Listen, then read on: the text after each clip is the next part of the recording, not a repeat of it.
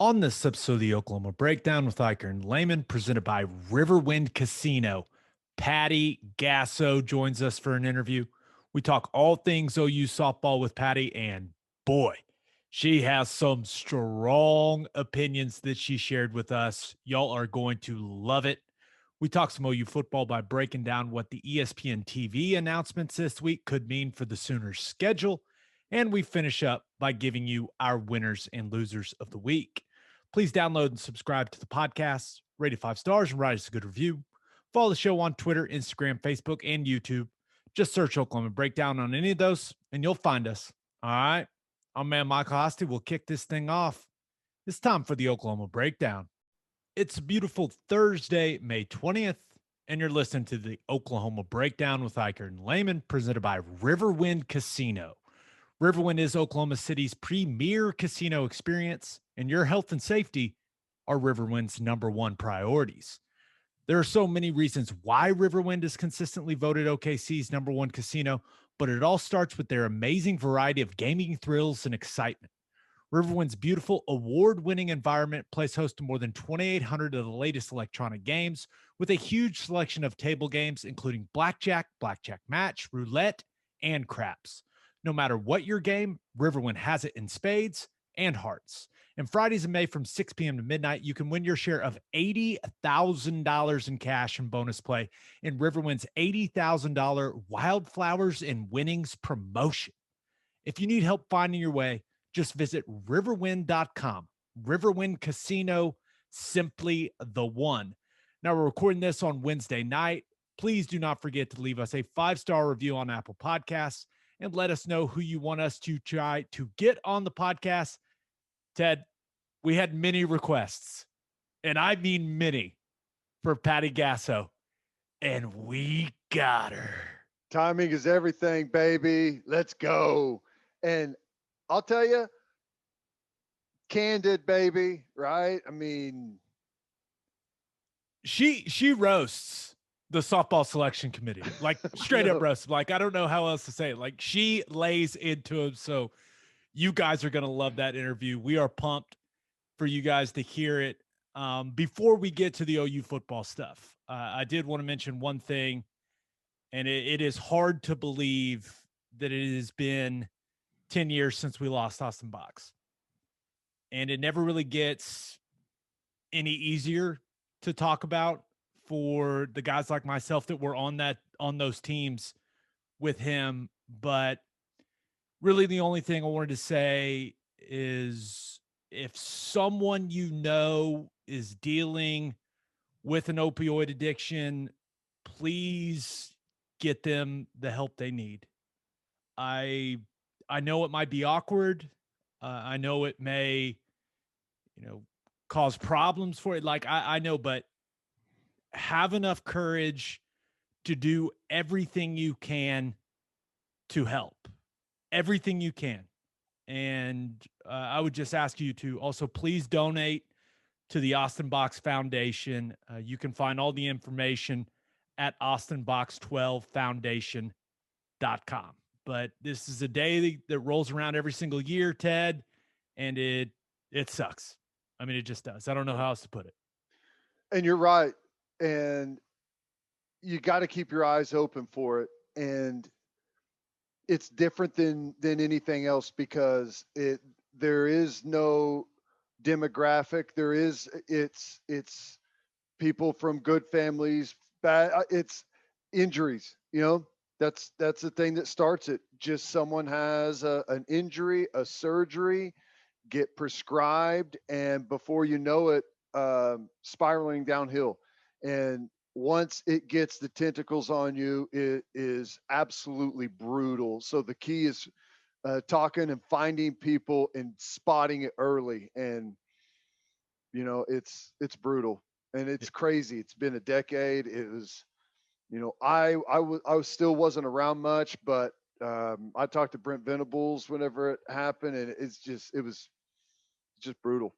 I was sitting at Ted's Escondido here in Oklahoma City when Drew Allen called me and told me, and I'll never forget it. Just an awful, awful feeling. So please donate to the foundation. And please, if you have someone close to you, or if it's you, get help, right? And I will say this, Box losing his life was a huge wake-up call for a couple of guys on that team. And they changed their lives because of it. So hopefully people can find the help that their loved ones need, because like you said, Ted, it's brutal. It's vicious. So hate to start with that, but always feel obligated when this day rolls around to mention it. Okay, easy transition, right? Into some OU football stuff. So OU TV announcements. Now, not every OU fan can go to the games. So when the games are televised, what channel they are, that is important information for a lot of OU fans. So there's a couple things going on here. And when you combine it, you can start putting the schedule together. You can start putting some of the pieces together. Just a reminder that the rights to televise OU games are shared by Fox and ESPN/ABC. And those networks actually pick games they want in a draft style format. And I've been told that it's actually a pretty interesting process. So OU announced that OU Texas and Bedlam will both be on ESPN or ABC this year, which is a little different because Fox had every OU Texas since 2016. So that's a little change up. The times won't be announced closer to kickoff, but I think we can all assume that OU Texas will be at 11 a.m. for everyone's safety.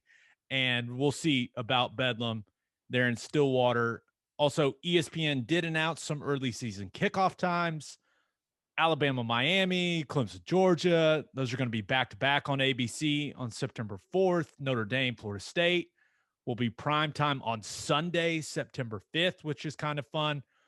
Auburn, Penn State will be primetime on September 18th. But, Ted, there was no mention of OU Nebraska from ESPN/ABC, which means Fox will have that game.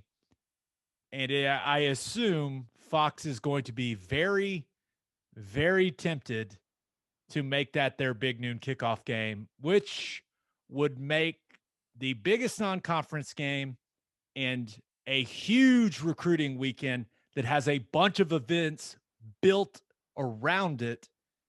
It would make it an 11 a.m. kickoff. Very difficult.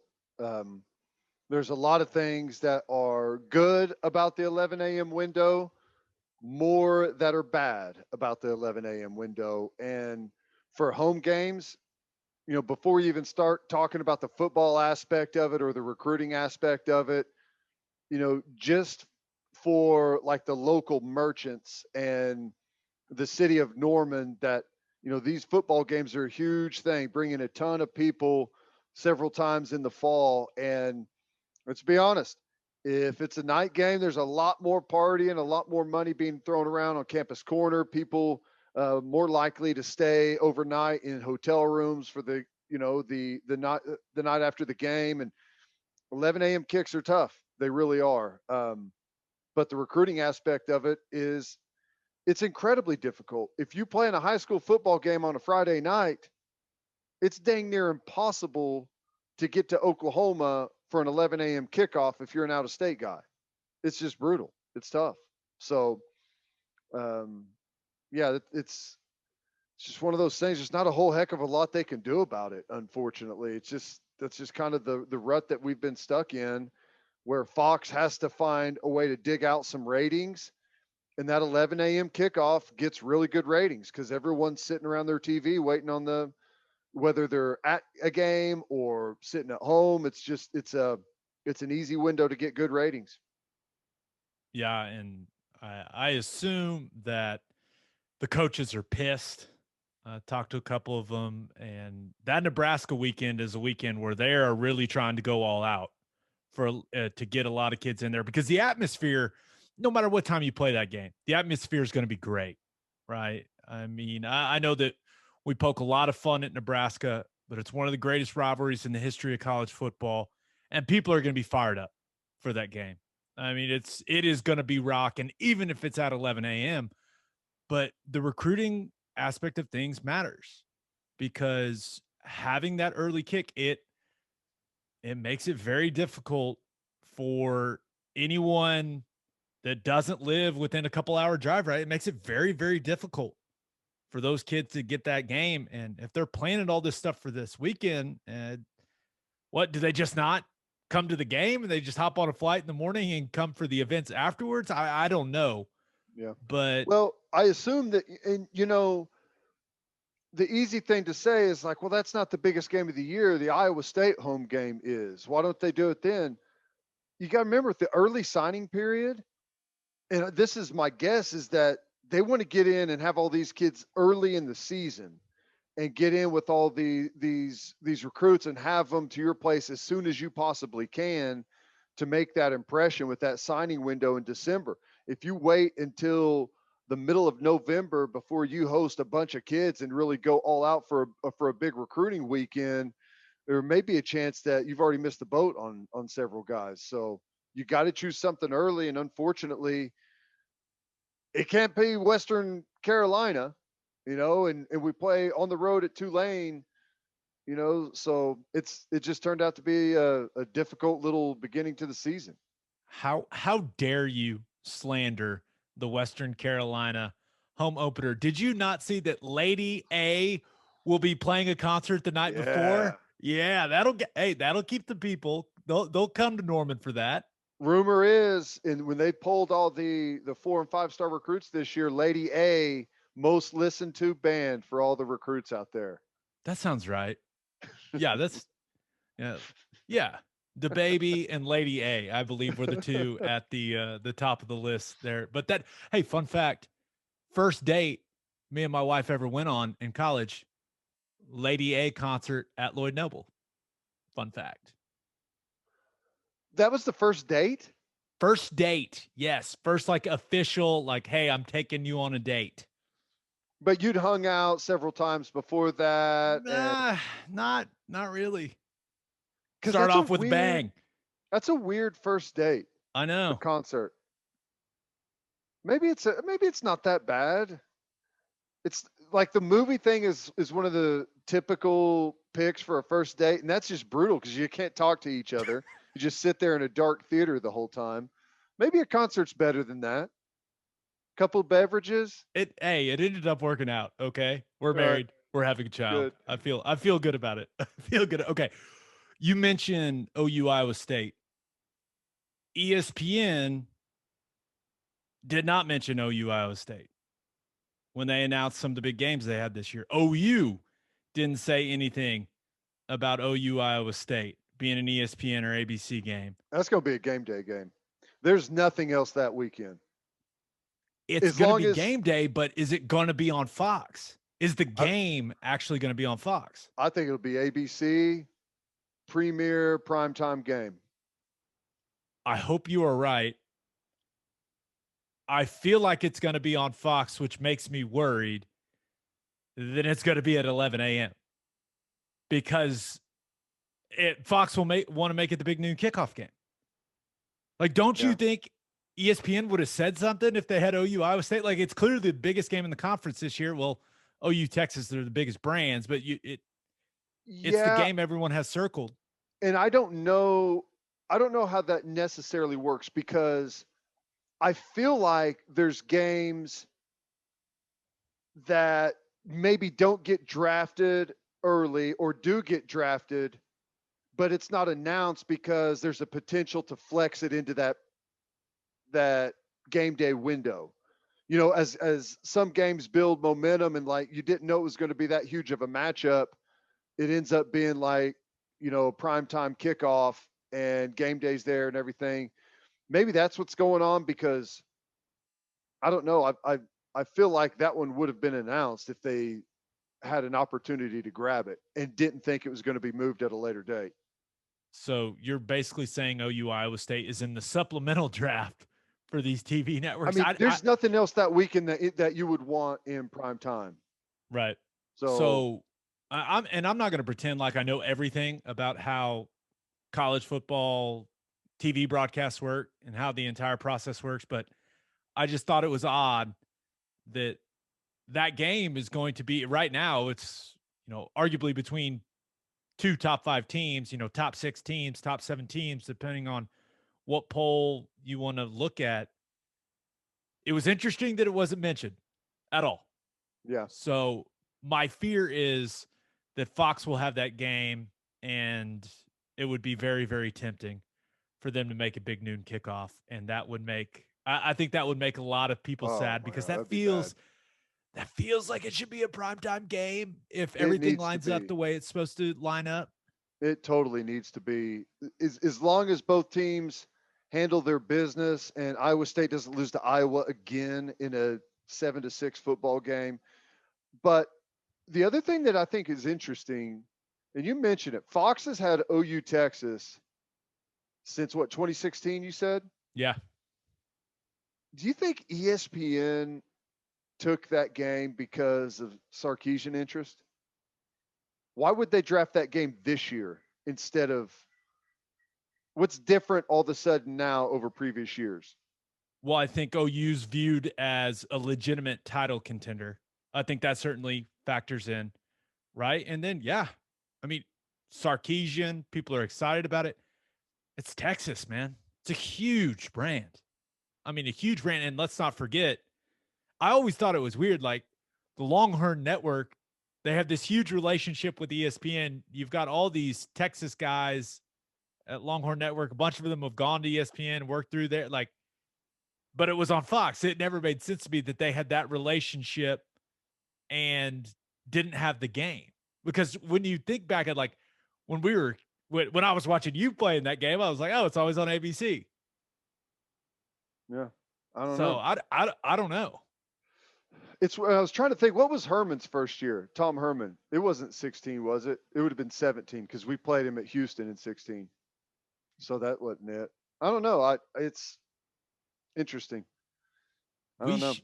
we should have talked to someone that does this stuff before we came on here. We probably sound like Nah, idiots, which is nah. fine. Let's just shoot arrows into the dark night.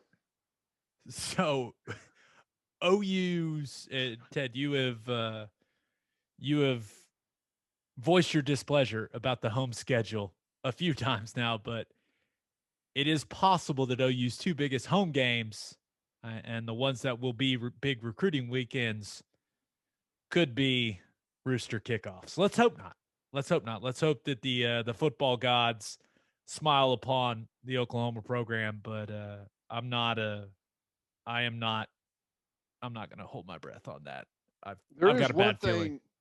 There is one thing that's good about this year's home schedule, and it's that it's not as bad as next year's home schedule. Excellent. That a way to look at the bright side, man. Proud of you. Uh, Okay. So for our call your shot question, we asked you guys after ESPN's announcements this week, uh, how do you feel about the possibility of those 11 a.m. kickoffs for OU Nebraska and OU Iowa State? We got a lot of responses, Ted, but a couple of our favorite. One came from Jamie. Look at us increasing the female listening right. population. At Jamie830715 on Twitter said, on the one hand, it cuts down on pregame drinking time. On the other hand, it increases the amount of postgame drinking time. I'm good no matter what. That's the way you're supposed to approach it.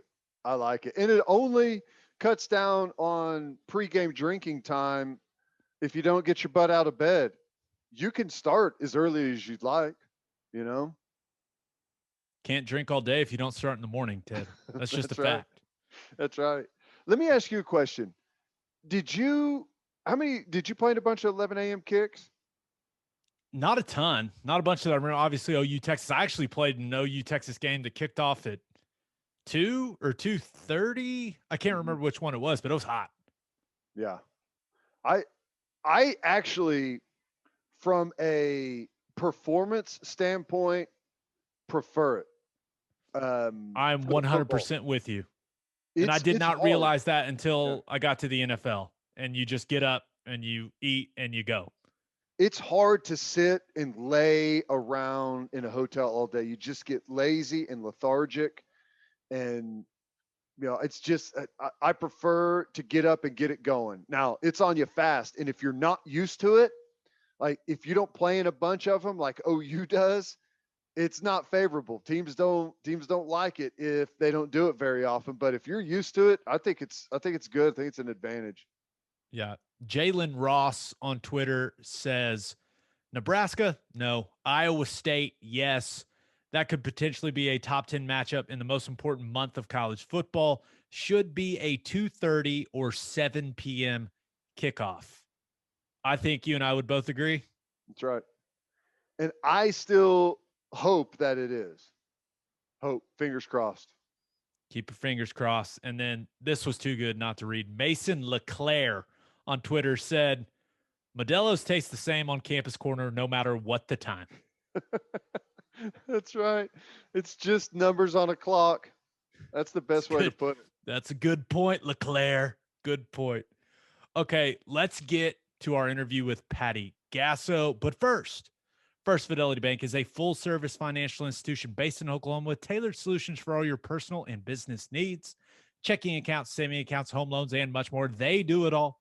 Whether it's online banking from your computer or mobile banking from your phone, everything is stress-free with FFB. Making mobile deposits, paying bills online, and moving money to different accounts could not be easier. First Fidelity Bank also provides free ATMs worldwide, making banking convenient wherever you are. They also give back to the community. FFB donates a total of more than $500,000 to local charities and educational foundations. Make your life easier and go bank at First Fidelity Bank. Visit ffb.com for more information. And make sure you send your kids to Bishop McGuinness Catholic High School. Bishop McGuinness Catholic High School has a long tradition of educational excellence. They know that children need to be in school and are doing everything possible to make that happen. Bishop McGuinness students were welcomed back last August and saw very few interruptions in 2020. With a 12-to-1 student-to-teacher ratio, no student is overlooked. Bishop McGuinness's college prep curriculum offers 22 AP courses. If you want to provide the best possible educational and spiritual development for your children, contact Bishop McGuinness Catholic High School or visit bmchs.org. Financial aid is available. All right, here she is. Here's Patty Gasso. It is our pleasure to be joined by the coach of the #1 softball team in the nation. She is a 4-time national champion head coach. Patty Gasso is in the house. Coach, what is going on? Nothing much. Just getting prepared for the weekend, which is going to be a tough one for us, but that's where our focus is. Before we dive into the softball stuff, we need some advice from you, because Teddy has been coaching his 6-year-old son's t-ball team, and he has assumed the role of first base coach. And the other week, he was yelling at a kid so loudly that 6-year-old got to first base and began to cry. So is there any advice you could give him to maybe improve his coaching style? Yeah. Was it a boy or a girl that he was yelling at? A boy? The co-ed or? Gabe made me sound really bad. It was a boy. A boy. Okay. I don't know that it matters. If they're 6 years old, my recommendation would be to celebrate their victories and their failures, because Teddy could be the reason why this young boy never plays sports again. So you don't want him to have that on his conscience. So you got to forget about football and get more into the young lives and where they need to go and what they need. Well, I think Teddy may be having some mic trouble. Teddy, is your mic working? I don't know. We go. You can hear me okay? Yeah, now we can hear you. So you were defending yourself and coach couldn't hear you, Ted. Yeah. So it was an encouraging yell. I was just telling him to run fast and run hard. And I guess I was just really loud. He got over it pretty quick. We high-fived. He was good to go. He was okay. I think it was just maybe a little bit intimidating. So I've learned my lesson, I think. Well, that's good. As long as he's still on the team, everything's okay. He is for now. He's good for now. Coach, so you have the Oklahoma State series there in Stillwater that leads into the Big 12 tournament. How valuable was that series for your team, especially dropping that first one and then being able to win those second two? I know you put Nicole May in some really tough spots there in the circle, and she stepped up big time for you guys. Offense got going in the second and third game. So just how valuable was it having a tough, hard-fought series like that towards the end of the season? No, I couldn't have asked for anything better. It's very stressful. It's very intense. But if you're the player that I like, then you enjoy this stuff. You enjoy the process of what it feels like. And we talked about, okay, we've lost the first game. Let's play this weekend like it's a super regional or even a regional. So you lose your first game, you got to win the next two or your season's over. So how are we going to do that? What is that going to look like? You certainly can't play like afraid to lose. We've got to go in and throw it out there and play to win, no matter what. Whatever it looks like, however it rolls, you got to leave it on the table, or your season would be over if we were in postseason, which we are now. So that approach really, really played itself out very well for this team.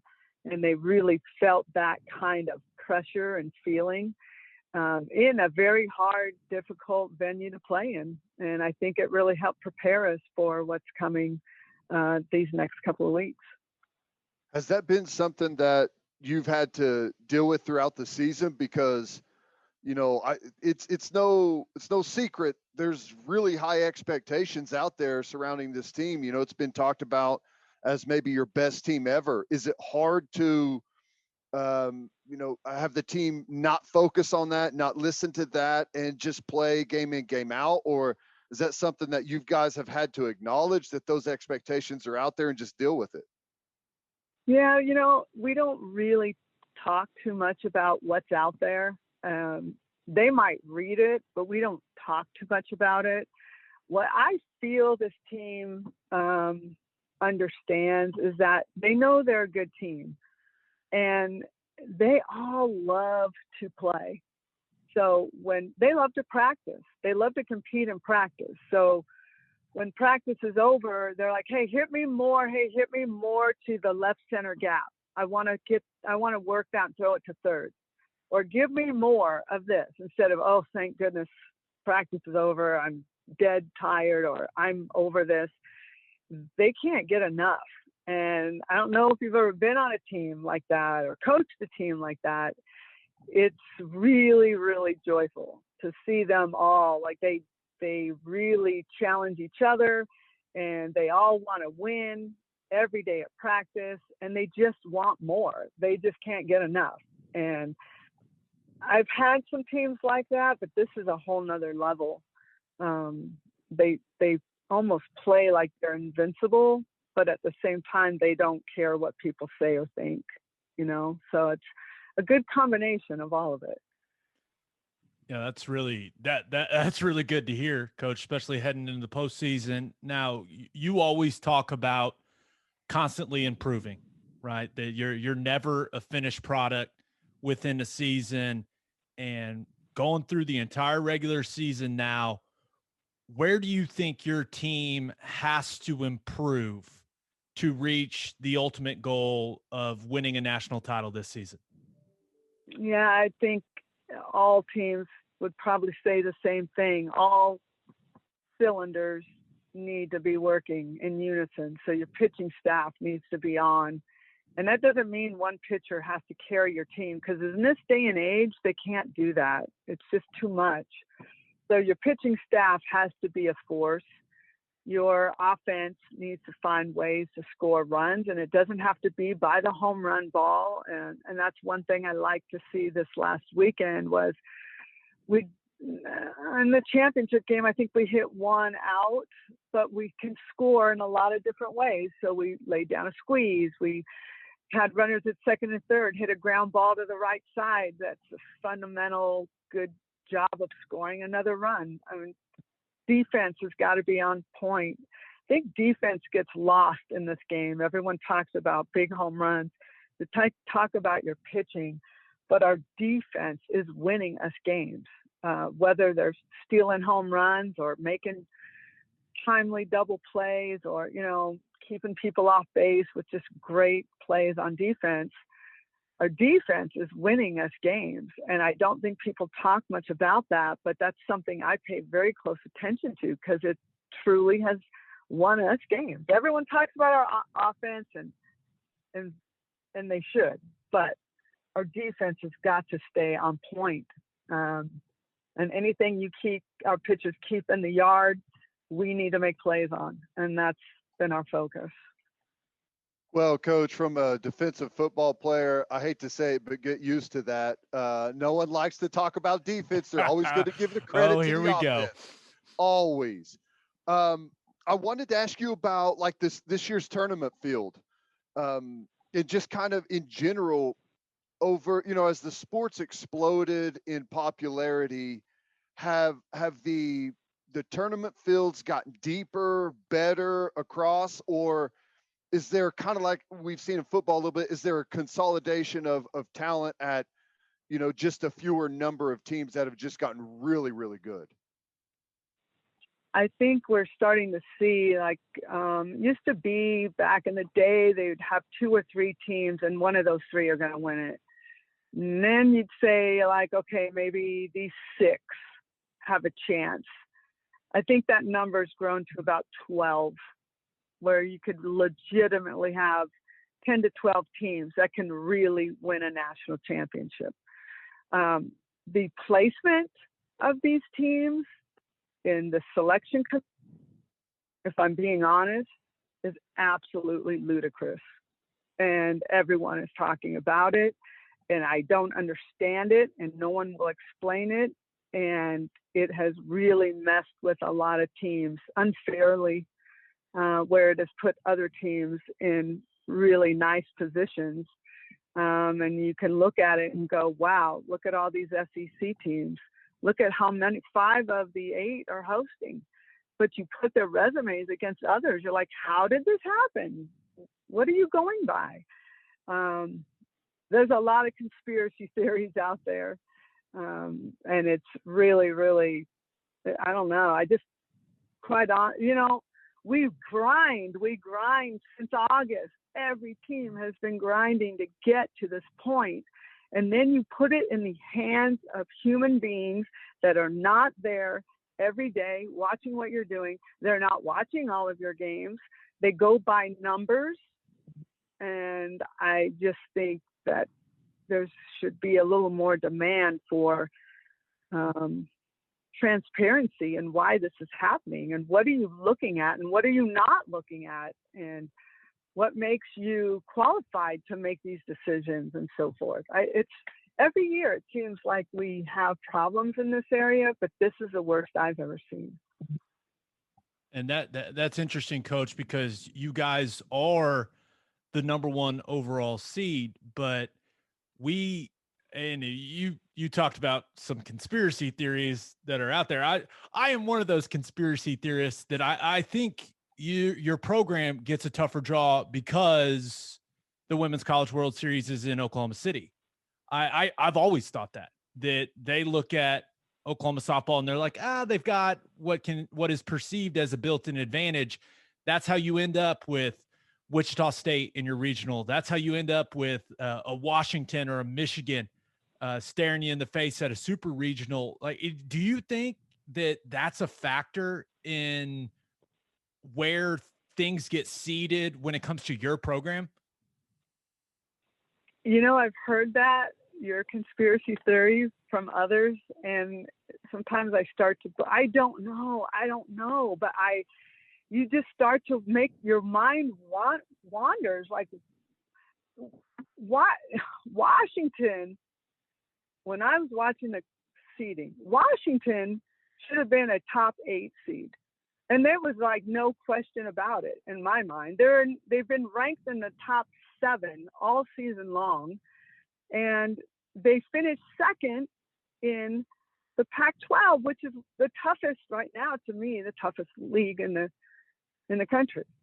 And you seed them 16.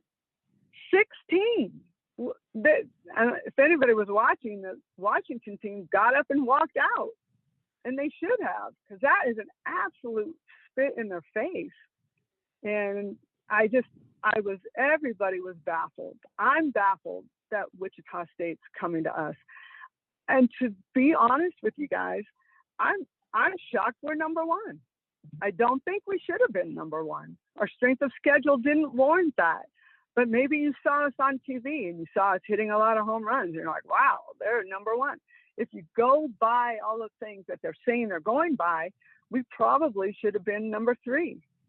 I think UCLA and Alabama should have been ahead of us. And I'm okay to say that because that's the truth. But to put Washington number 16, that is just not right. And you're going to say because they lost to San Diego State and another team that's not in the tournament, they had 2 losses, but they've beaten UCLA twice. They've beaten Arizona State. They've beaten all these other teams that are in. They absolutely jacked with the Big 12 conference, unjustifiably. Oregon going to Texas. There's a underlining story behind that I don't need to get into, but Oregon going to Texas is absolutely ludicrous, ridiculous.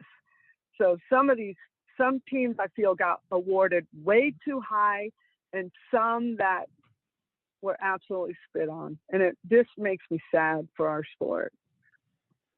Well, I know it is frustrating. It's got to be. Like you said, you guys have been grinding since August, and I don't know if, because on it, like I was talking about, it's exploded in popularity, and it makes you think, are they trying to set up where some of these fan bases are?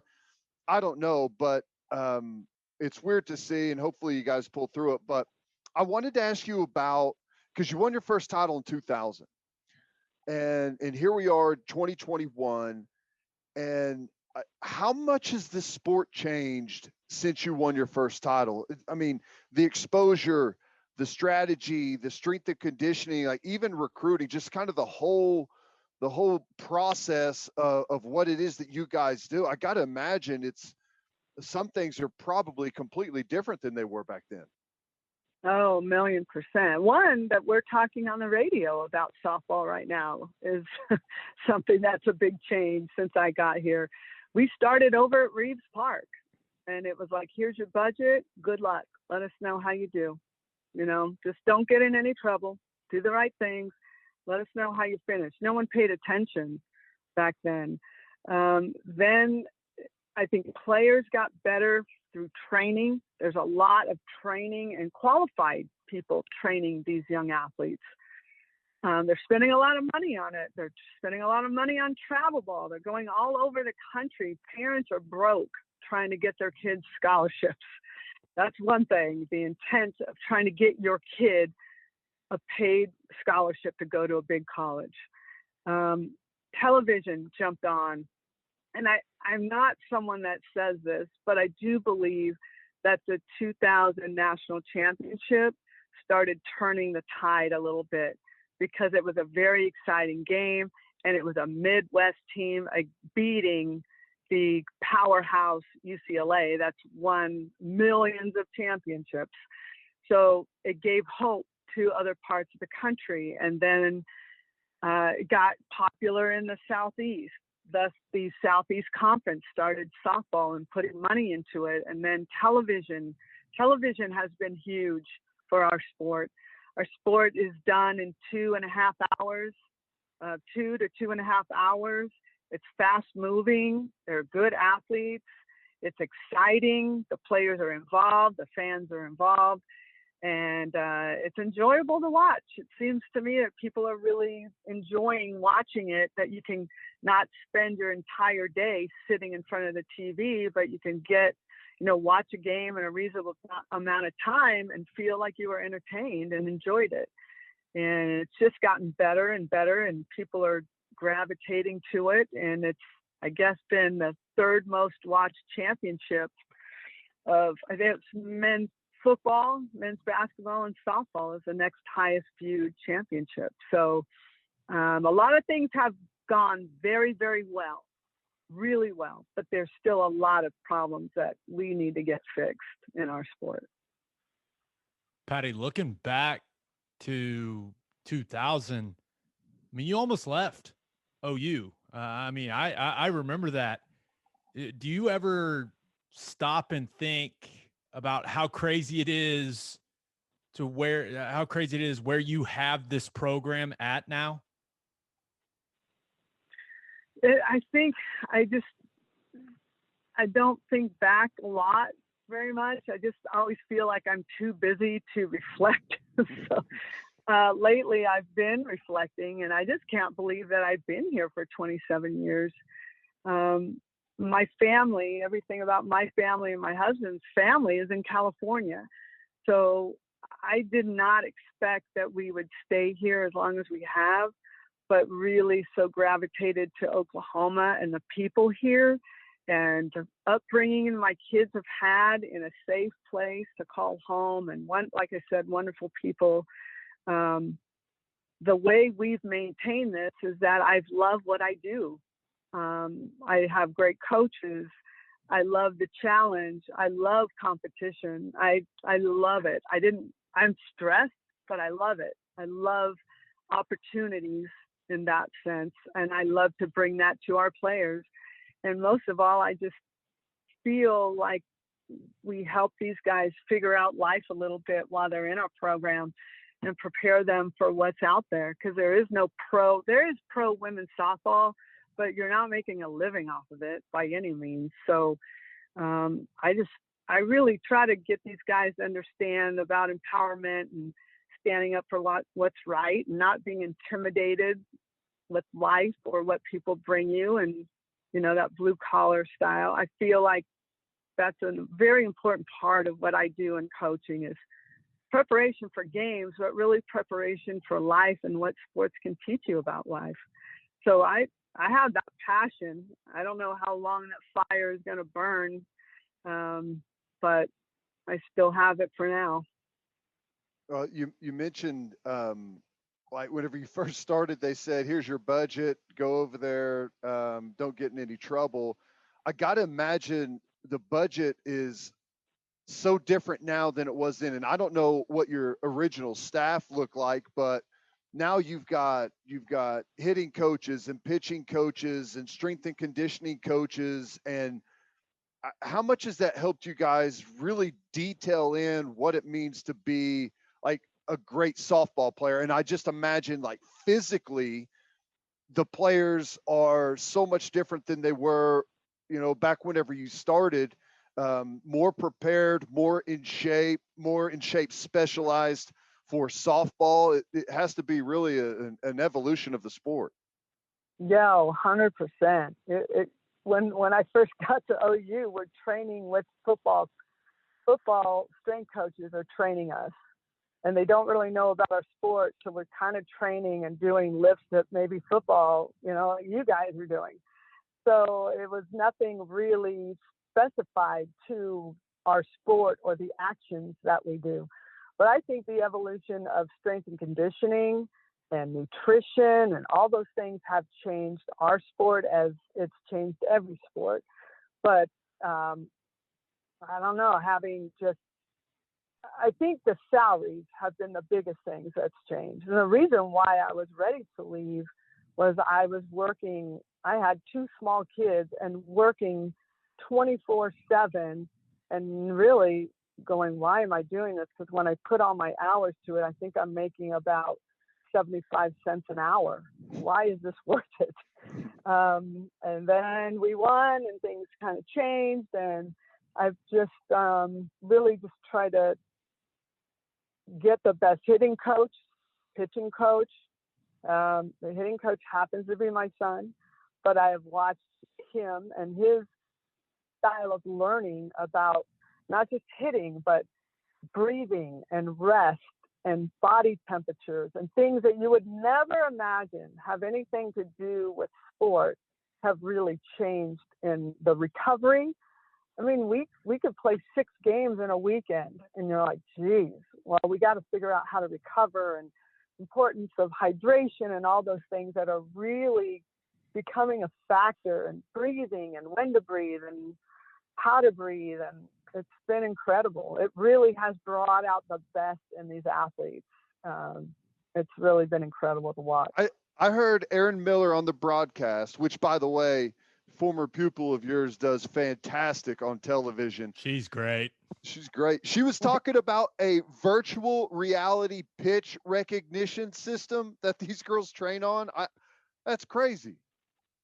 Yeah, that's a lot of JT. I'm telling you, he can do some pretty imaginatory things, and it's really seemed to help our players. So we try to give them, we try to make it fun. We try to make it new. We try to make it competitive. And I don't know, I think that's a big part of why our team is always engaged, because it's always something different, something new that's being brought to them. Patty, there's been a big analytics boom, right, in baseball. And I'm just wondering how much, as a head coach, how much do you rely on analytics? How much do they affect the decisions that you make as the head coach? Or are you still one of those people where it's kind of a gut feeling when it comes to the decisions you make within the game? That's a really good question, because I watched my Los Angeles Dodgers lose a World Series because of analytics, which drove me crazy a couple years ago. I listen, I pay attention. I think analytics can be really helpful, but I think coaches' understanding of their athletes trumps that just a bit. So we talk about matchups. So, Nicole Mendez, for example, we're playing Baylor, and she hits a grand slam over the right field fence. And you're like, wow, that was incredible. So now we're playing game 2, and she's not in the lineup. And then we're like, what? She just hit the matchup doesn't match her swing. The matchup of pitches that are coming to her do not match her swing. Now, we get ridiculed and criticized, but the people that know what's going on are the people that are there at practice every day. So parents can call me, but they don't know. People can rub us the wrong way on social media, but you're not there and you don't know what we know. And that's why we don't care. We don't listen. So really, matchups definitely have something to do with it. And also the heart of the kid, and is this kid hot? Is she a competitor? Can she battle this? Can she fight this? Is she had good practices? Does she deserve this opportunity?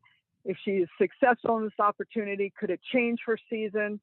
Those are things I think of as well. I pay attention to what people look like in the dugout and what they're doing. They may not know it, but I'm doing it. And that has a lot to do with decision making as well. I love that. You better have the proper body language when you're hanging out in the dugout. I'm gonna look at you in your eyes and see what you're made of. I love that. You better know where your helmet is. If you don't know where your helmet is, I'm going to somebody else. So that's great. Which, well, I was going to talk about my T-ball team, but I think I've already. That's not a good thing. You better. Take us through what it's like to get ejected. Do you have the feeling going in that okay, this is a bad call and I'm going to fight it until they toss me? Or is it just something that happens? Like, what's that whole, and what's the mindset afterwards? Are you glad that you did it? Or do you have some regret as you're walking off the field? How does that go down?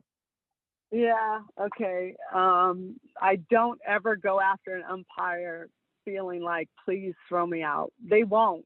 I've done things that okay. First of all, let me be clear that no profanity is ever used in any of my ejections. I haven't been thrown out of a game for probably 15 to 17 years. I can't even remember when it was. The first call I went to an umpire, Jada Coleman laid down a bunt and I felt she was safe and he called her out.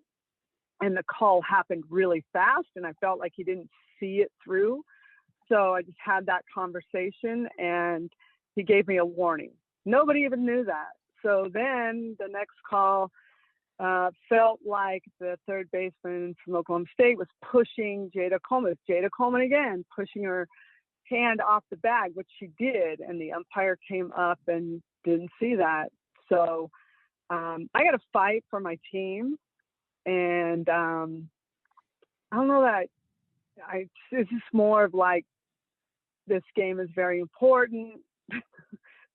You need to see it clearly. You need to see it right. We deserve the right call, those kinds of things. And the more they agreed with me, the more I got upset. I just want them to say, yeah, we missed that. Okay. Whatever. I don't know. So I didn't even know I got thrown out. It was the softest ejection I've ever seen. Nobody knew. I didn't know. And I turned around like, did you just do what I thought? And he goes, yeah, you got to go. I'm like, wow, can we make it a little more dramatic? Which probably made him even more mad. And so I walk out and I go outside the back of the dugout and I'm like, what am I supposed to do? I don't even know what I'm supposed to do. So I'm giving my son JT, I'm giving him my calling card and giving him the lineup card. And then an administrator from Oklahoma State came over and said, Coach, what are you doing? I'm like, I don't know what I'm supposed to do. He goes, let me escort you out. So he walked me out. I sat on the bus and listened to Chris Plank call the rest of the game.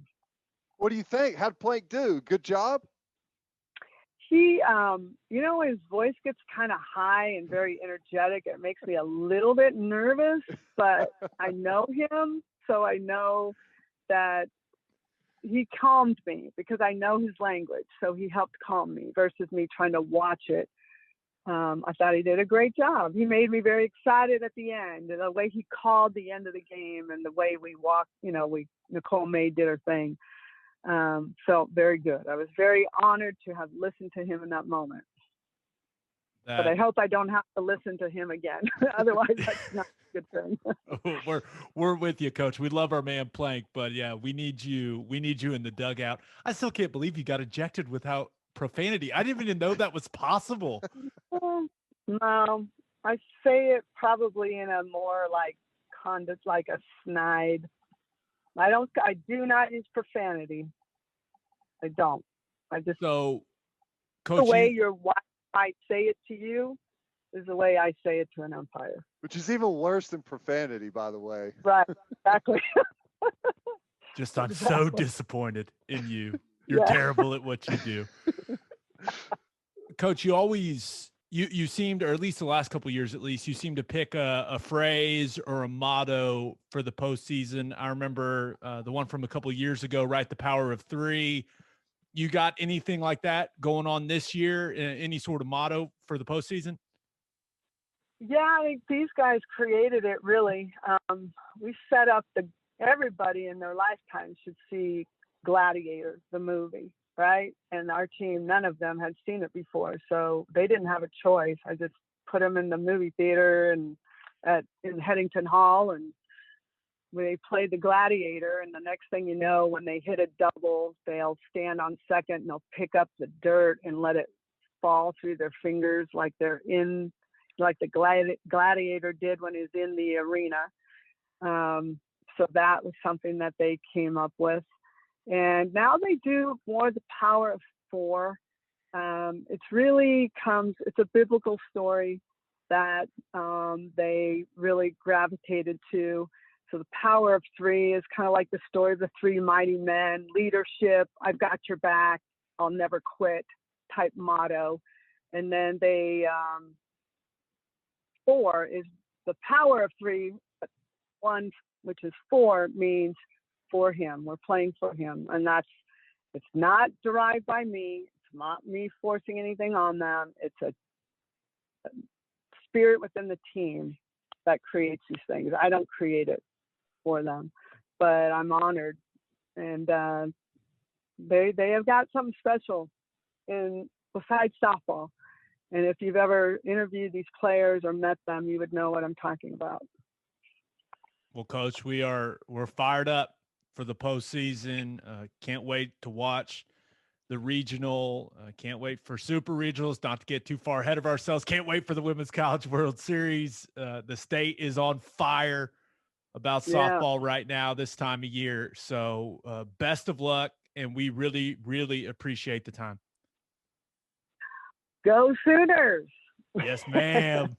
Appreciate it, Coach. Hi, guys. Thanks for having me. Well, that was about as good as it gets. Yeah, other than whenever she basically told me that I may be the reason why a kid never plays baseball again. That was a rough start for you. That was a rough start for you, but all the stuff, I thought her just straight up saying like, hey, we shouldn't have been number one. When she said that, I was like, oh my gosh, you just said that. Yeah.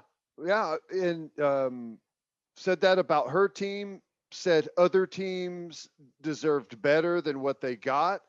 I thought it was great.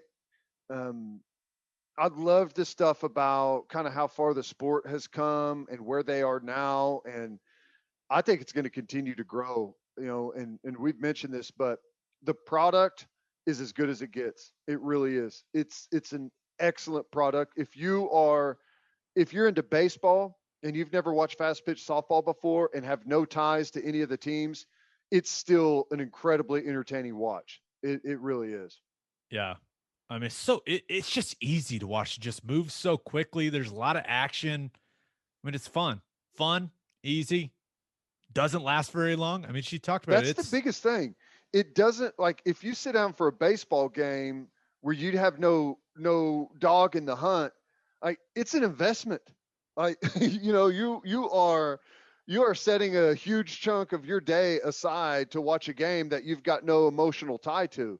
A softball game, you sit down, you flip it on, next thing you know, you're 2 innings in, and things are flying past. So no, it's fantastic.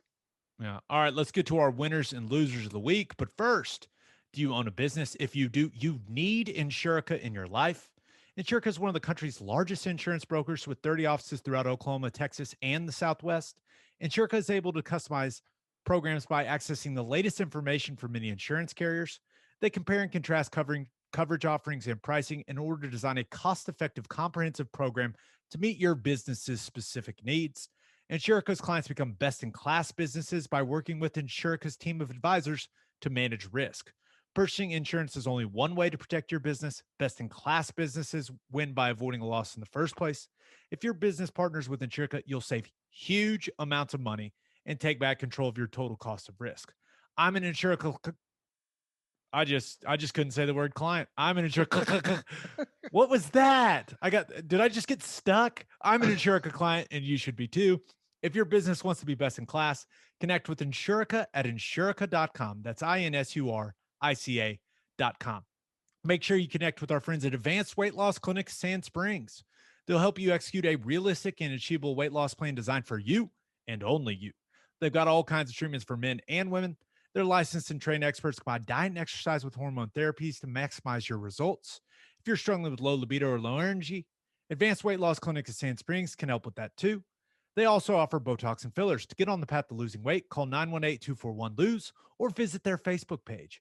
If you mention the podcast, you will get a free fat burner injection. As always, Ted, kick us off. Who do you have as your winner of the week? Well, I feel like going on an unprecedented 10 or 12 times in a row, it seems like. I'm going with OU softball. I'm Why? shocked. Oh my gosh, I'm shocked. In what was kind of a shocking move, and I don't know what pushed this forward, but the NCAA 100% capacity for softball and baseball postseason tournament play, as long as it doesn't get in conflict with local or state regulations. And in our case, according to OU, it's on, baby. 100% capacity, which I love that for this team. They've been playing all season, playing their butts off in 25% capacity at home. Mostly the same at other places across the country where they've played. They did play in front of 100% at OSU there to end the season, but here we go, baby. 100%. That's great. Number one for the regionals hosting, but also when they make it that College World Series, Women's College World Series, that's going to be a nice boost for them up there as well. I can only imagine how hard those tickets are going to be to get. And by the time they're on sale on the 20th at 10 a.m. And I assume by the time some people are listening to this, those tickets are going to be long gone at Marita Heights Field. I'm fired up for the players, right? Because that's one of the coolest things about playing D1 athletics, the crowds, the atmosphere, and you feel that. I mean, it helps you, it inspires you, all that stuff, right? I mean, you can feel the energy in a stadium. It had to be horrible, not just for the softball players, but for all these athletes that have been playing with no one in the stands. It'd be miserable. So I'm fired up for the fans, but I'm more fired up for the players because I think they are just going to be revved up and ready to go. Well, the great thing is, softball, it's like baseball, for example. Baseball has like a reactionary crowd. It's some colleges are different. They can get pretty rowdy, but for the most part, it's kind of a reactionary crowd. There's a cheer whenever you get a base hit or when you get a strikeout. Softball's different. Softball is played generally at a constant roar the entire time. The girls are screaming from the dugouts. The fans are really into it. It's loud, and in these small venues, you can hear everything. You can hear all of the chatter up there in the stands. So it makes for a great atmosphere. And OU's got a really good, really fun venue. So it's going to be awesome. Yeah, I can't. I wonder which parent is going to lead the cheers. There's always that one parent, that leads the parent section in the cheers. So I wonder which players, mom or dad, has that responsibility this season. It should be a big responsibility, and big. Quite frankly, you're going into it with very little practice here in the postseason. Hey, big players make big time plays in big time games. They got to step up, Ted. That's right. There you go. No excuses. All right. Who do you have as your loser of the week? You can point this at any number of people that you want, but in general, it's Major League Baseball. It's the funniest thing I've ever seen. These unwritten rules, and sometimes I kind of get it.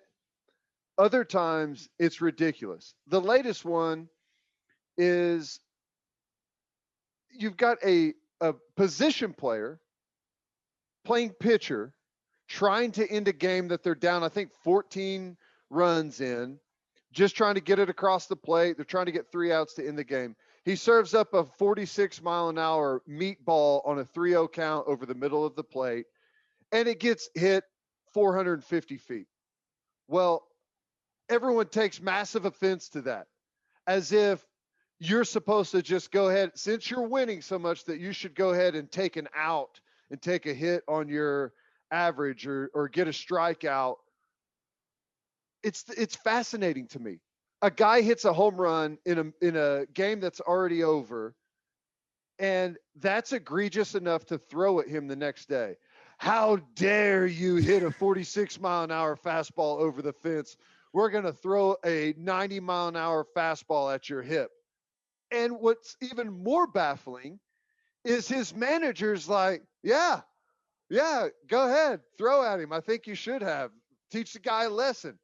Quite frankly, I wish the other team would have jumped him after the game outside the locker room and beat the hell out of him. What are we even talking about? Is this the craziest thing you've ever seen? Tony La Russa, very old school. I do want to get this in because I was hoping you would bring this up. I did want to get the pun in before I forget. Yerman Mercedes gave that ball a luxury ride. Get it? Mercedes luxury ride? Good. Oh my gosh. Scale of 1 to 10. How cheesy? I solid 8.2 in my opinion. Pretty good. I liked it. Thank you. I liked it. Feel free. That was nice. Feel free to use it. I'm sure someone else has said it. So if I stole that joke from someone else, well, I thought you were going to say it's the longest a Mercedes ever gone without a service call. Nice. I like Mercedes though. That's just they're really cool looking. Some of those new SUVs they make this like SUV coupe. I've had my eye on it, but I don't think I can do it. So we're why was it such a big deal? Because he told him to take the pitch? Yeah, well, he said it was a teachable moment for a young player, all that stuff. If you've got a 3-0 count in a game, whenever you're up by a bunch of runs, they're trying to get the game over with. So you take it and you take your base. It's stupid. This is how I feel. And this is not how I feel about youth athletics. I want to make that clear, but from the college level on, right? So college and the pros, sportsmanship is not a thing in my head. I think sportsmanship is stupid in professional athletics. You are getting paid to play a game, and your pay is based on your performance. That's right. And if you have an opportunity, they're going to be calling up that home run category at the end of the year and looking at it and saying, well, we'd like to pay you more, but what happens if there's a home run incentive in his contract? He gets served up a meatball. Yeah, he's going to hit that thing over the fence. He's going to do that as many times. I do not understand. And baseball is probably the worst with all the unwritten rules, but it's like the thing in football, like, oh, I can't believe they scored on that drive in the fourth quarter. It's like, stop them. I mean, this is professional sports. Here's the one thing that I do need to say. Personally, I enjoy it. It's stupid. It is totally stupid. But when the bench is clear and you got beef going on, it makes it more enjoyable for me to watch. So if they want to have the stupid unwritten rules, I'm all for it. I'm just going to talk about how ridiculous it is.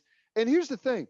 We watched the night before a guy get hit in the face with a 95-mile-an-hour fastball and exploded his nose, right?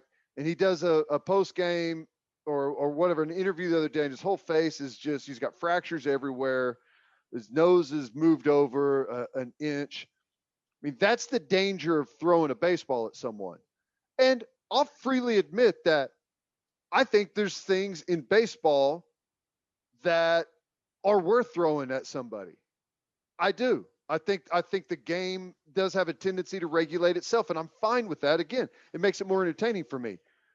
But hitting a home run in a 16-2 game on a 46-mile-an-hour meatball does not rise to the level of throwing a baseball at someone. I'm sorry. It just doesn't. If anything, you turn around and you laugh your butt off at how far he just hit that meatball that was served up by a position player. I just don't get it. What is it like? Hey man, you just gotta let him walk you, or like I don't understand. Hey, I just don't get it. Here's the other thing: we need to create some type of chaos in baseball players' lives to where they don't take a 16-2 home run off a 47-mile-an-hour ball so serious. Like, can you think of the conversation in the locker room after the game that how dare he do that? Are you kidding me? That's ridiculous. We're gonna get him back for that. I hope you guys are ready, because whenever he's up, I'm throwing at him. You guys got my back. I'm throwing. What are we talking about? These guys need to go get in a real fight somewhere.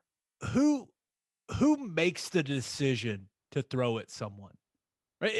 Is there a conversation in the locker room for the pitcher the next day? Like, hey man, you know what you got to do, right? Like that conversation has to take place, right?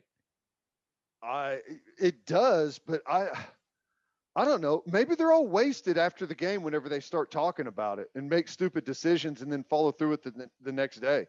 Well, what are we talking about? Tony La Russa is their manager, so I don't, it's probably well stocked in the clubhouse. It's amazing to me. They need to let these guys actually fight, because if you actually let them fight and you don't have 400 people go out there and hold each other back, and you have to actually stare down the guy you just threw at and fight him fist to fist, face to face, there won't be a whole lot of people throwing at one another. There won't be a whole lot of showing up a pitcher that's a guy that's going to come after you. That's the way you really let them police themselves, not this childish stuff. I've said this for basketball as well, because there's nothing worse than fights in the NBA. I don't think a single punch has ever been landed in one of those fights. They should have some rule similar to hockey where they get like 15 seconds in baseball, and they go to the pitcher's mound. You got to stay within the mound, close quarters, just fight. You give them like 15 seconds. You go to the first one to go. As soon as they go to the ground, you break it up. Yeah. Hockey's great. I love it. And for the most part, the fights in hockey are really safe. You saw the thing. Who was it? It was the Rangers and who was it? The guy got slammed dirty. And then the next game, as soon as they dropped the puck, everyone on the ice dropped their gloves. There's 4 fights at the same time. It was awesome. They all looked at each other, gave each other a nod, and they're like, all right, we're doing this. Like that scene. It's like the scene in The Replacements. Yes, exactly. Okay, guys, spring is here, and you know what that means. It's hard seltzer season, baby. And there's only one hard seltzer that we drink on this podcast, and that is Will and Wiley Hard Seltzer from Coupe Ale Works. It's perfect for any occasion.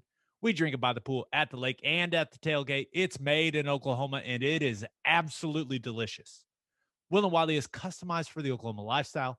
Go find it right now in your store near you, and go follow them on social media at Will and Wiley. If you're drinking some because of us, tag them, let them know. Okay, my winner of the week, thought about going with Friends fans. I was like, maybe we could do something a little different, because HBO Max dropped a Friends reunion trailer, and it looks like it's going to make every person on earth cry. I mean, it looks fantastic. And Jennifer Aniston still looks the exact same. It's unbelievable. I mean, it's unbelievable. But also thought about going with OU Golf. I mean, they were in a hole out there in Albuquerque in the regional, but went 10 under in the final round and found a way to finish fourth and advance to the national championship. We all were sweating that one out for the number 1 team in the country. I was like, what?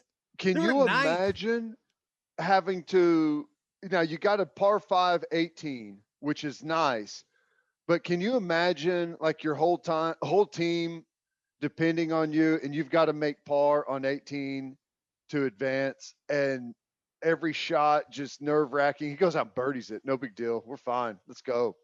On and 2, 35-footer for eagle. Just amazing. Nails.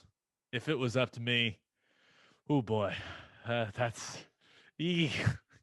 I'm not ready for that, Ted. I'm working on the game, but I'm not ready for that. I'd be like, remember in Happy Gilmore, I think he's got 4 putts to get it there, and he's hitting like it all tapping it. That's exactly what I would do. But my winner of the week is Rory McIlroy. Okay. Because things appear to be lining up for Mr. McIlroy. They appear to be lining up awfully well for him to finally win another major. It has been a while, but the PGA Championship at the Ocean Course on Kiowa Island gets going on Thursday. And when you look at Rory coming in, right, won the Wells Fargo 2 weeks ago, so you kind of shook off that long winless streak. He's long off the tee. He's great with the driver. And this is, I believe it's going to be the longest course in the history of any major. Wow. Like, it's playing real long. And he won the PGA at Kiowa back in 2012 in one of the most dominant wins of his career. A ton of people are picking him to win the PGA Championship, but are too many people picking him? It makes sense, Ted, but this feels like a situation where you tell me that it's just too good to be true. No, I like Rory. He's been struggling for a while now, honestly. And, you know, whenever you're young and the only focus you have in life is your sport, your passion, and you spend every waking moment on it, it's easy. It gets way more difficult as life piles up more and more responsibilities. You know, you win more, you get paid more. When you get paid more, you have more things that you got to do, more appearances, more commercials, more people pulling you in a bunch of different directions. Relationships happen, children happen, and you've got to make those decisions on where you're going to spend that time. And it just gets more difficult. And he's found that out. It's crazy. I think he's 32 now, which makes me feel incredibly old, but I like where he's at right now. I think he's got a new swing coach that's part of his team. He's still got his old coach, but I like it. I think it's a good pick. There are some other fun storylines for the PGA. I mean, there's been quite the streak of, you know, guys winning a major for the first time in the PGA Championship, and we've got probably the two most likely, the most logical picks there for guys who would be their first one would be Jon Rahm and then Xander Schauffele. I feel like Xander's been all around it, man. I know he's been close, but Rahm now kind of a little more settled, right? Remember, baby had just been born right before the Masters. Who knows how much practice he'd been getting in, but it seems like one of those guys. It's only a matter of time. But we said that about Ricky Fowler for a long time. Now, Jon Rahm's super young. He's gonna. I'm not concerned about Jon Rahm, but I also think it's going to be fun to watch the guys with local ties, right? Victor Hovland, Abraham Ancer, both of those dudes are bringing in a lot of momentum into the tournament. So it's going to be fun to watch. And there's some really good groups in the opening rounds. You've got Rory, he's playing with JT and Koepka. Now, Koepka's still limping around on that knee, but that is an awesome group you've got. And that's a group that they all hit it really well off the tee and can pummel the ball. So they could play really well. You've got the last three major winners all together. Morikawa, Matsuyama, and DeChambeau are in a group. You've got Rahm, Fleetwood, and everyone's favorite Patrick Reed. The guy can golf, even if no one likes him. The guy can golf. I got to imagine, you know, because Rahm, he runs hot out there, you know, at himself mainly, but he's a passionate golfer, I guess you would say. I wonder how him and Reed are in a pairing together. I wonder if that's like, you know, a good mix, a bad mix. Maybe it doesn't matter. I don't know. Remember the fight circle we just talked about for baseball? Throw him on a tee box. Let him go at it, baby. It's one of the, you know, when you hit it in the water and they got the drop zone, that's a little chalk circle. You just go over to the drop zone and fight. All right, boys. And poor Fleetwood, the little, little British guy stuck in between those two guys. That's pretty he'd funny. just be announcing it. That'd be awesome. You also, Spieth is with Webb Simpson and Will Zalatoris. So Spieth and Zalatoris, that'll be fun. Yeah. The You love Zalatoris, Spieth. I love Spieth. He's not going to win the thing. Hopefully he hits it in the water the entire weekend. I wonder though, because he's one of the golfers out there that is not a long hitter. Um, he's gotten a little bit better, I believe, but not known for hitting the ball really long. And if this is one of the longest, maybe the longest major ever, I don't know how much that's going to affect him. If it's going to be that big of a deal for him. So everything I've read and watched basically said that, yeah, it's long, but the key is your iron play, like the second shots are the key, Yeah. or at least that's from the majority of stuff. That's what I've been able to gather. But certainly, I mean, length is going to matter. It always does, unfortunately for us. Make That's right. make of that what you will. All right, my loser of the week. Thought about going with North Carolina football because I could not believe this when I saw it. So they went 8-4 last year, respectable year. Lost to A&M in the Orange Bowl. They had rings made for last season that say state champs on them. Ted, state champs. They beat NC State. They beat Wake Forest. They beat Western Carolina. They beat Duke. So they are the state champs. When I saw this, I just imagined someone trying to hand you that ring when you were a player and you just throwing it out the window or just like throwing it in the trash right when they handed it to you. I don't understand how stuff like this happens. So I get that in recruiting, they give out rings more often because they want to sell that in recruiting and show like this is the ring that we got for this and that and whatever. I get that kind of, but do you not have any like self-awareness at all? Mac Brown should know better than to do something like this. Coming from a program as big as like Texas, although this is a very Texas thing to do, the problem is they can't win their state. You know, whenever you give yourself a ring for beating a bunch of bad football teams, not good programs, you are like, you separate yourself from legitimate programs. There's no way a recruit says, dang, you guys beat Duke. Woo! Let's go. Let's get it. If anything, this is a t-shirt that the guys wear in a workout or something. That's it. Yeah. Be a nice t-shirt.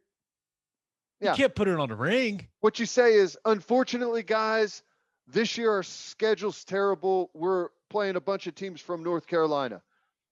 Let's go win the state. And then you wear the t-shirt on like Fridays during team runs and summer workouts. That's it. It ends right there. You don't make a ring. It's embarrassing. That's bad. I also thought about going, speaking of bad, I also thought about going with Marv Albert, and I feel bad because he just got announced he's retiring after this season. He's been doing it for like 60 years, but he called Aaron Nesmith from the Celtics Marcus Smart like 10 times during that game they played against the Wizards. And it was so distracting at some points that like it didn't register to me that Jason Tatum was about to have 50 points in the game because I was just like, is Marv Albert okay? Is everything all right? Like, is he good? Talk about mailing it in. You know, it's like, I announced my retirement. I'm good. I don't even care who's out there. Yeah, I don't know. That does make you wonder a little bit, though. You know, I can get it if it's a football game and maybe your spotter is screwing it up. But I can't imagine he has a spotter in a basketball game when you got 10 guys out there on the floor that are, you know, all well known. I mean, it's not that difficult to know who the players are. Yeah, it was for one of the best to ever do it. It was one of those moments where I was like, damn, Father Time, man, undefeated. But it was, I felt bad because I was laughing every time it happened. I was like, oh, he did it again. But it was so funny. I still love you, Marv Albert. I'm sorry. Even though some of the stories about that guy, whoa, Freaky dude. Freaky dude. Got it in. But my loser of the week, the Los Angeles Clippers, because that was ridiculous what they pulled against the Thunder. Everyone knew the Thunder were trying to lose. And the Thunder trying to lose is one thing, right? Everyone knows they're tanking. But for the Clippers to lose on purpose, and everyone knows they're losing on purpose to avoid the Lakers in the second round, is embarrassing. That is a bad look, man. It is a bad look. I don't understand having that mentality going into the playoffs thinking you can win a championship. I just don't understand completely ducking a team. Wasn't it just a year or two ago when Steve Ballmer and Paul George and Kawhi said that they were going to make LA a Clippers town, right? They were going to take LA over.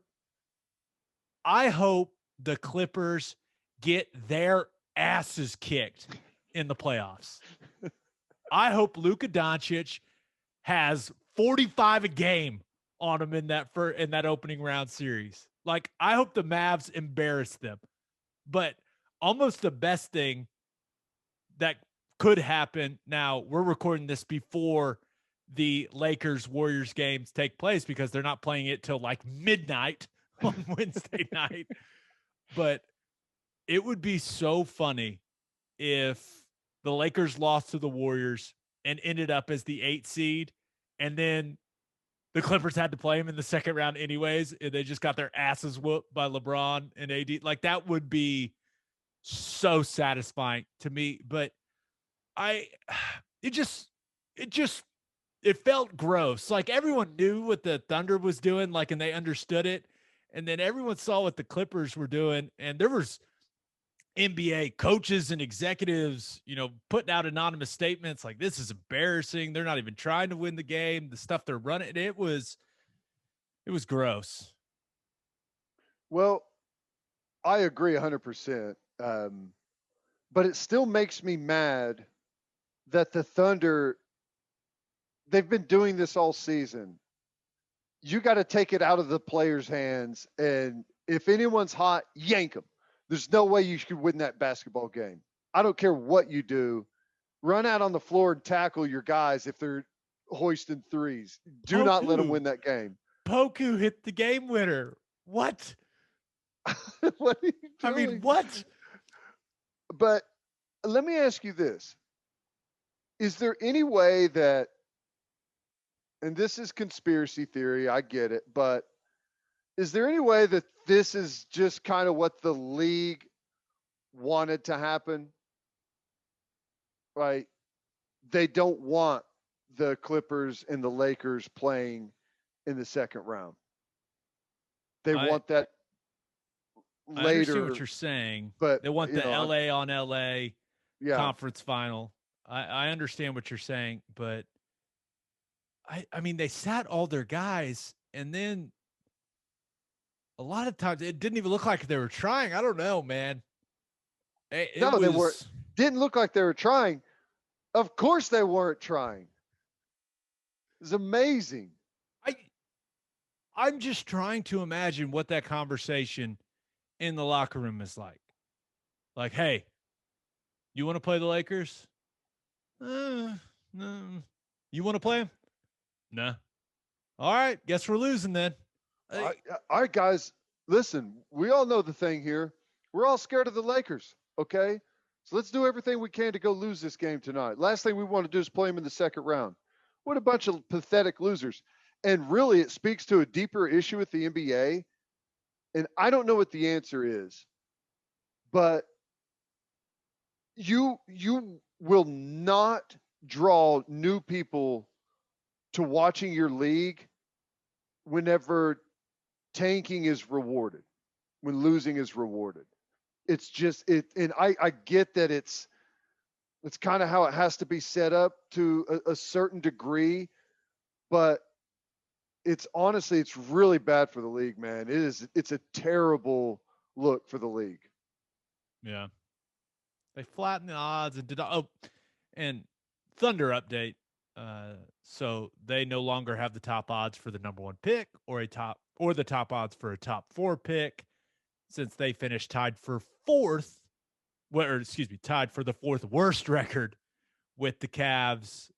For those of you that don't know, that tie to determine whether they will be 4th or 5th will be broken on May 25th by a coin flip.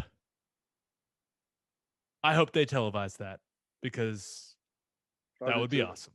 But this is all the Clippers' fault. Thunder were in a perfect spot to finish in the bottom 3 and to have the best odds, and the Clippers, being scared of the Lakers, messed it all up. And on that note, episode 113 in the books. We'll have a new podcast that'll drop Monday morning. Just a reminder, you can hear Teddy from 2 to 6 on Sports Talk 1400. You can hear me on Sirius XM Big 12 Radio, channel 375. Hope you all have a great weekend. Till next time, we appreciate y'all for listening. Do what you always do, Oklahoma. Take care of each other.